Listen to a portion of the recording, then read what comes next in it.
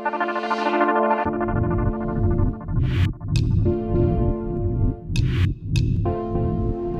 seandainya kita akan mencoba menghitung nikmat Allah yang telah Allah berikan kepada kita, di dalam ayat itu yang dimaksud Allah memberikan nikmat kepada kita adalah nikmat wa'tasimu bihablillah. Kita berada dalam persatuan umat. Kita berada dalam jamaah. Jamaah yang dimaksud adalah jamaah khilafatul muslimin. Artinya jamaah dalam tatanan Islam. Maka segala bentuk sesuatu apapun aktivitas kita harus sesuai dengan ajaran Islam. Ya, harus sesuai dengan petunjuk Quran dan Sunnah. Fa in tanaza'tum fi syai'in faruddu ila Allahi wa rasulih in kuntum tu'minuna billahi wal yaumil akhir dzalika khairu wa ahsanu ta'wila. Jadi segala permasalahan apapun kegiatan kita, sumber dasarnya adalah Quran dan Sunnah. Wal quru ni'matallahi 'alaikum. Ini seharusnya kita ingat-ingat terus nih, sampai sekarang ini. Kenapa yang dahulu tidak pernah kita faham, yang dahulu kita tidak pernah tahu bahwa orang berjamaah itu adalah adanya dalam sistem khilafah, itu kita nggak pernah tahu.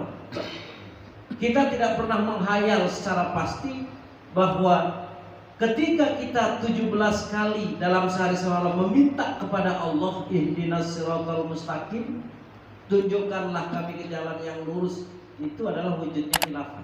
Pernah kita tahu dulu? Enggak pernah ada yang tahu. Bahkan khayalan kita dahulu ketika kita meminta kepada Allah, ihdinas siratal mustaqim, ya Allah berikan kami jalan yang lurus, khayalannya nanti setelah kita mati kita akan ketemu di mana yang dinamakan siratal, jembatan siratal mustaqim. Betul nggak begitu? Maka khayalan dan gambaran kita ini sulitnya luar biasa, karena yang kita dengar siratal mustaqim itu bagaikan rambut yang dibelah tujuh. Rambut itu kalau nggak dibelah saja buat melintas bisa nggak kira-kira? Nggak bisa. Apalagi kalau rambut sudah dibelah, itu yang akan kita lewati. Nah, kalau seandainya ini diperumpamakan di dalam sistem khilafah Islam, untuk mempertahankan keimanan kita dalam kekhilafan ini, dalam sistem Allah ini, beratnya luar biasa.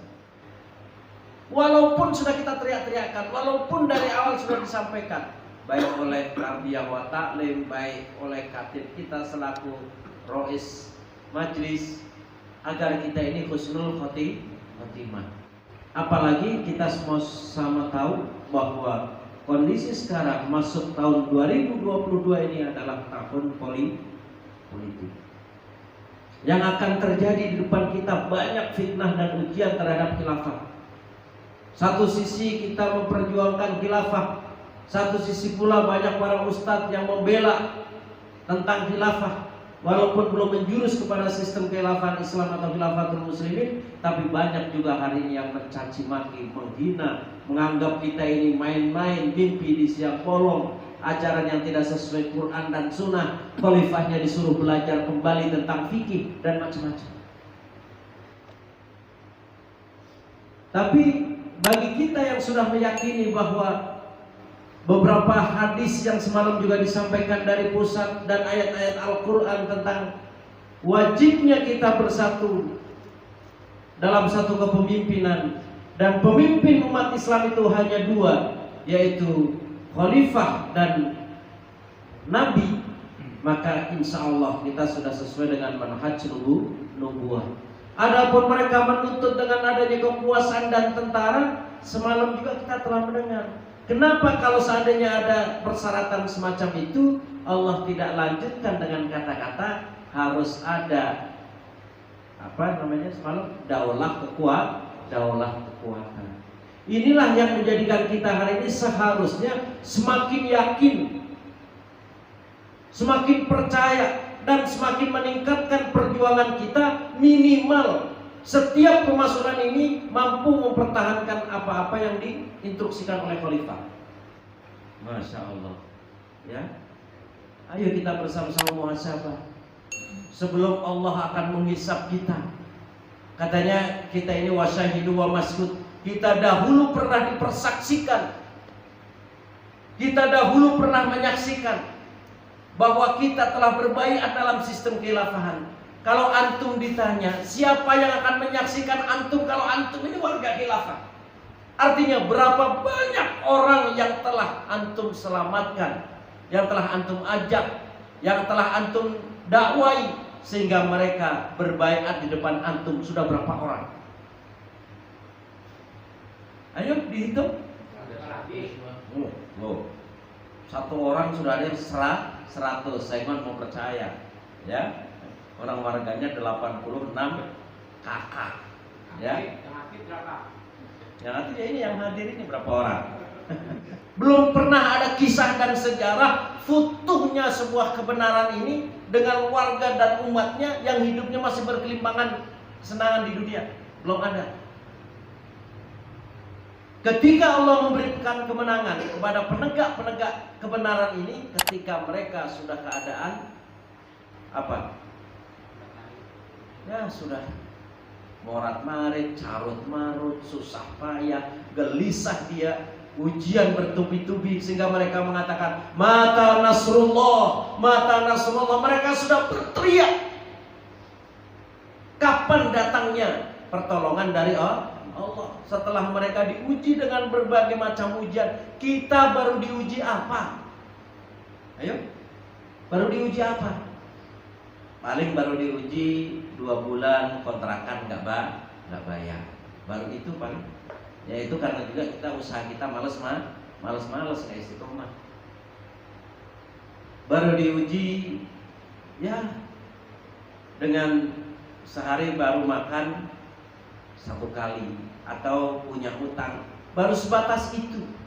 Tapi kalau orang-orang yang terdahulu ketika mereka mengikut nabinya sampai mereka digonjang-ganjingkan dalam kehidupannya.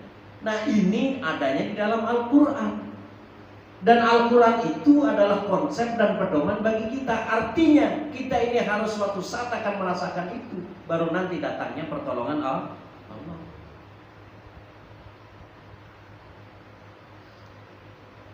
Ya, jadi kita belum merasakan gonjang-ganjingnya seperti orang-orang yang terdahulu.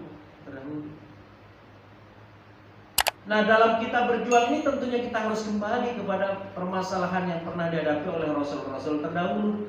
Karena kita beribadah itu laqad kana lakum fi rasulillahi uswatun hasanah. Jadi sejarah-sejarah para rasul, sejarah-sejarah para nabi yang mereka diutus oleh Allah, walladzi arsala rasulahu bil huda wa dinil haqqi yudhhirahu 'alad dini kulli walau karihal musyrikun. Semua nabi-nabi diutus oleh Allah ini untuk memperjuangkan sebuah kebenaran agar kebenaran itu memimpin peradaban.